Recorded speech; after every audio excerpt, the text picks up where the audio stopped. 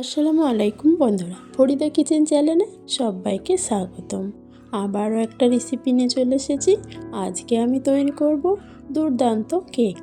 এই কেকের রেসিপিটা খেতেও কিন্তু অসম্ভব মজার।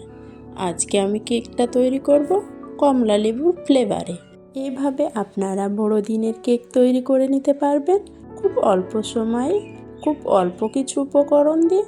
কেকটা এই দেখুন কতটা স্পঞ্জি হয়েছে আর জালিদার হয়েছে, দেখেই বুঝতে পারছি। চলুন তাহলে রেসিপিটা শুরু করা যাক। আমি এখানে একটা কমলা লেবু নিয়েছি। এই কমলা লেবুটা দিয়ে কেকটা তৈরি করব। এবার খোসাগুলোকে ছাড়িয়ে নিয়ে কমলা লেবুটা জুস করে নেব। খোসাগুলো ছাড়িয়ে একটা একটা করে সব কমলা লেবুগুলো আমি বেছে নেব।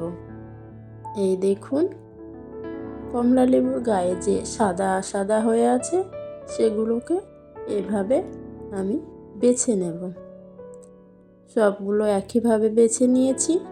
এবার আমি কমলা লেবুটা জুস করে নেব। আমি এখানে একটা বড় সাইজের বোল নিয়ে নিয়েছি। এই বোলে কেকের ব্যাটারটা তৈরি করে নেব। একটা লেবুতে এতটা পরিমাণ জুস হয়েছে, জুসটা আমি পুরোটা ঢেলে দেব। হাফ কাপ চিনি নিয়েছি, চিনিটাকে আমি গুঁড়ো করে নিয়েছি। আপনারাও গুঁড়ো চিনি নেওয়ার চেষ্টা করবেন। আমি এখানে বাটার নিয়েছি, আপনারা চাইলে তেল ব্যবহার করতে পারেন বাটারের পরিবর্তে। এবার সব উপকরণ একসঙ্গে ভালো করে মিশিয়ে নেব। ঠান্ডা জুসে বাটারটা গলবে না, তার জন্য আমি গরম পানিতে বোলটা বসিয়ে বাটারটাকে ভালো করে গলিয়ে নিয়েছি। এই দেখুন একদম সব কিছু ভালোভাবে মিশে গেছে। যতক্ষণ পর্যন্ত চিনিটা না গলে ততক্ষণ পর্যন্ত আমি এইভাবে মিক্স করতে থাকবো, চিনিটা গলা পর্যন্ত।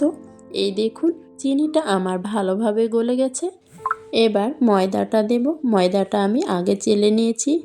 1 কাপ ময়দা, হাফ টিস্পুন বেকিং পাউডার, সামান্য পরিমাণ বেকিং সোডা, সব শুকনো উপকরণ একসঙ্গে ভালো করে মিক্স করে নেব। দিয়ে একটা ব্যাটার তৈরি করে নেব। ব্যাটারটা খুব পাতলাও হবে না, খুব ঘনও হবে না। আপনারা যদি ময়দার পরিমাণটা বাড়িয়ে দেন তাহলে জুসের পরিমাণটাও বাড়িয়ে দিবেন, তাহলে মাপটা ঠিকঠাক হবে। আমার ব্যাটারটা এই দেখুন ঠিক এইরকম ঘনত্ব করে তৈরি করে নিয়েছি। আমার ব্যাটারটা রেডি হয়ে গেছে। আর আপনাদের ব্যাটারটা যদি খুবই ঘন হয়ে যায় তাহলে দুধ দিয়ে একটু পাতলা করে নিতে পারেন। এই দেখুন ঠিক এই রকম করে ব্যাটারটাকে তৈরি করে নিতে হবে। আমার ব্যাটারটা হয়ে গেছে। এবার বোলটাকে আমি সরিয়ে রাখবো। কেকটা আমি এই বাটিতেই সেট করে নেব। তার জন্য আমি তেল ব্রাশ করে নেব। ওপর পর্যন্ত ভালো করে তেল ব্রাশ করে নেব। তেল ব্রাশ করে নিয়েছি। এবার কিছুটা ময়দা ছিটিয়ে দেব। আপনারা ময়দার পরিবর্তনে বাটার পেপার দিয়েও তৈরি করে নিতে পারেন। এইভাবে ময়দা ছিটিয়ে বাটিটা রেডি করে নিলে খুব সহজে কেকটা বেরিয়ে যাবে। তার জন্য আমি এখানে ময়দা দিয়ে ভালো করে বাটিটাকে রেডি করে নিয়েছি। এই দেখুন আমার রেডি হয়ে গেছে। এবার কেকের ব্যাটারটা ওপর থেকে এইভাবে ঢেলে নেব। ওপর থেকে ঢালার চেষ্টা করবেন। এই দেখুন পুরোটাকে এভাবে ঢেলে নিয়েছি। ব্যাটারটা ঢালা হয়ে গেছে। এবার আমি বাটিটা ধরে এভাবে ট্যাপ করে নেব। ভিতরে যদি কোনো বাতাস থাকে সেটা বেরিয়ে যাবে, তার জন্য ট্যাপ করে নিয়েছি। গ্যাসে কড়াই চাপিয়েছি। কড়াইতেই আমি কেকটাকে বেক করে নেব নুন দিয়ে। এই দেখুন নুন দিয়ে ভালো করে নুনটাকে চারি সাইডে ছড়িয়ে দিয়ে এবার স্টাম্পটা বসিয়ে দেব। বসিয়ে দিয়ে ঢাকা দিয়ে আমি 5 মিনিট হাই হিটে জাল করে নেব। জাল করে নিয়েছি। এবার বাটিটাকে বসিয়ে দেব। বসিয়ে দিয়ে কিছু কিশমিশ দিয়ে কেকটাকে সাজিয়ে নেব। আপনারা যে কোনো ফল দিয়ে কেকটাকে সাজিয়ে নিতে পারেন। আমি এখানে কিশমিশ দিয়ে এভাবে সাজিয়ে নিয়েছি।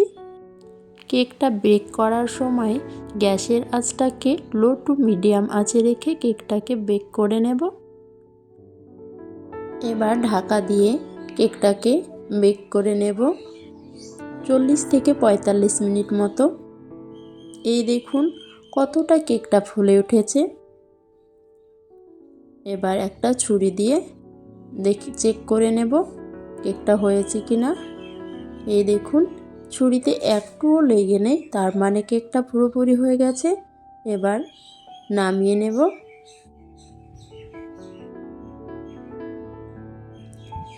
নামিয়ে নিয়েছি।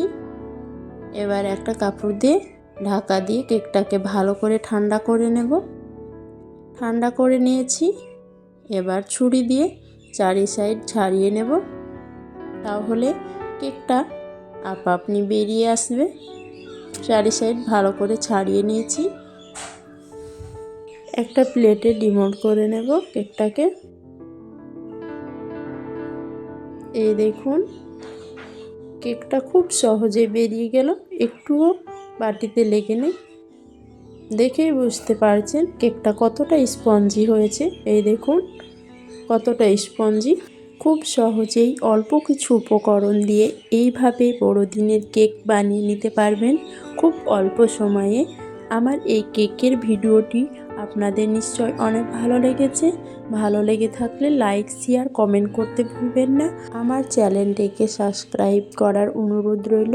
আর পাশের বেল আইকনটি ক্লিক করে রাখবেন, যাতে পরবর্তী ভিডিও ছাড়া মাত্রই আপনার কাছে নোটিফিকেশন পৌঁছে যায়।